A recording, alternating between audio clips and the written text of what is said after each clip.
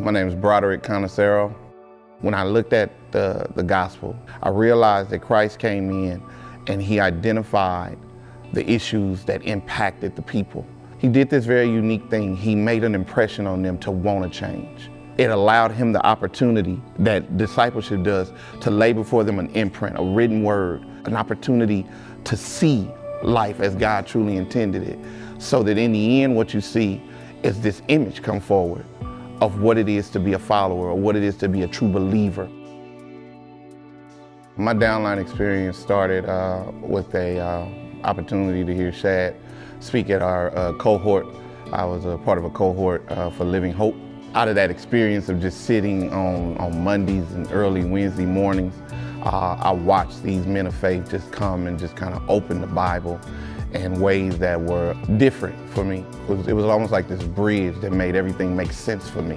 One conversation in particular, I was talking to my wife and my mother and my sister-in-law, and they were all three seasoned individuals in the church who had kind of been burnt out with church. And so out of that, I literally just started mimicking what I was learning at Downline. And so I had this big old white board in my living room, and I'm talking to my children, and I'm talking to my mom and my sister-in-law and my wife, and I'm just walking them through the book of Genesis. I made a decision to just reach out to all of those whom I had been discipling. And I just kind of invited them and said, hey, I'm doing this thing. And my wife came up with a cool little name. She was like, well, let's just do brunch and Bible.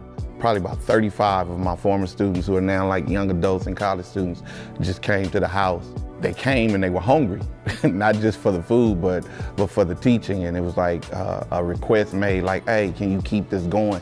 And so literally from my time of Downline, and from December till we graduated, I was every week teaching everything that I was learning from Downline, going through the same practices, implementing the same similar concepts of how to present it.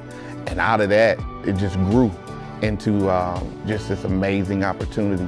From there, we moved forward and I was done with Downline, but I was still in my cohort for the church plant. So for me, it was this twofold idea, learning what I learned in Downline, figuring how to implement it into the internal aspect of church, but then taking those that would go through the experience of what I learned in Downline and kind of commissioning them, pushing them out to start reaching an external audience. We had a cohort meeting, and I told Living Hope, I was like, I know where I want to go. I know how I want to do it. We went into what we call our core team meetings.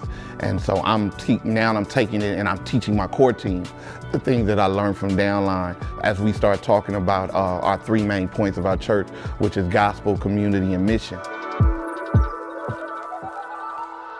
I didn't want our church to be about Sundays. I wanted it to be about discipleship. I wanted people to invest in people. You'll walk with me, you'll talk with me, you'll hold me accountable, you'll share with me the truths, and if I don't get it, you'll stay right there with it. You'll be creative enough to create a plan that allows me to go from point A to point B, and if I don't get to point B, you won't leave me. But to do that, you gotta really invest in the people and sit at tables and have conversations, whether they're comfortable or uncomfortable. I think I want my legacy to be found in Acts 4:32.